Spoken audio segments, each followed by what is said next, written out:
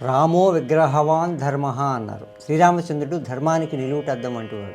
ధర్మస్వరూపుడు. ఎవరైతే శ్రీరామచంద్రుడిని ఆరాధిస్తారో వాళ్ళ నడవడి కూడా ధర్మం వైపే ఉంటుంది. శత్రు భయాలు తొలగిపోతాయి.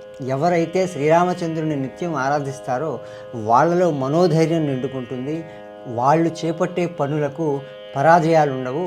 ఏ విధంగా శ్రీరామచంద్రుడు ఒక ధర్మబద్ధమైన రాజో వీళ్ళ జీవితం కూడా అదే విధంగా ధర్మబద్ధంగా ప్రయాణిస్తుంది. కాబట్టి మీరు కూడా ప్రతిరోజు ఈ 2.5 నిమిషాల శ్రీరామస్తుతిని పఠించండి. ఆ శ్రీరామచంద్రుని కృపా కటాక్ష వీక్షణాలకు పాత్రులవ్వండి. నమామి భక్తవత్సలం కృపాలుశీలకోమలం భజామి తే పదాంబుజం హ్యకామినాం స్వధామదం నికామశ్యామసుందరం భవాంబువార్ధిమందరం ప్రఫుల్లకంజలోచనం మదాదిదోషమోచనం ప్రలంబబాహువిక్రమం ప్రభో ప్రమేయవైభవం నిషంగచాపసాయకం ధరం త్రిలోకనాయకం దినేశవంశమండనం మహేశచాపఖండనం మునీంద్రచిత్తరంజనం సురారిబృందభంజనం మనోజవైరివందితం హ్యజాదిదేవసేవితం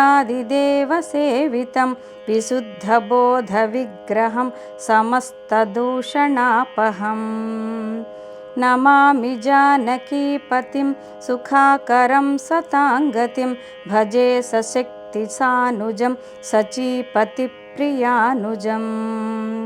త్వదంఘ్రిసీమయే నర భజంతి హీనమత్సరాః పతంతి నో భవార్ణవే వితర్కవీచి సంకులే వివిక్తవాసినః సదా భజంతి ముక్తయే ముదా నిరస్య హీంద్రియాదికం ప్రయాంతి తే గతిం స్వకం త్వమేకమద్భుతం ప్రభుం నిరీహమీశ్వరం విభుం జగద్గురుం చ శాశ్వతం తురీయమేవ కేవలం భజామి భావవల్లభం సుయోగినాం సుదుర్లభం స్వభక్తకల్పపాదపం సమస్తసేవ్యమన్వహం అనూపరూపభూపతిం నతోహముర్విజాపతిం ప్రసీద మే నమామి తే పదాబ్జభక్తిదేహి మే పఠంతి ఏ స్తవం త్విదం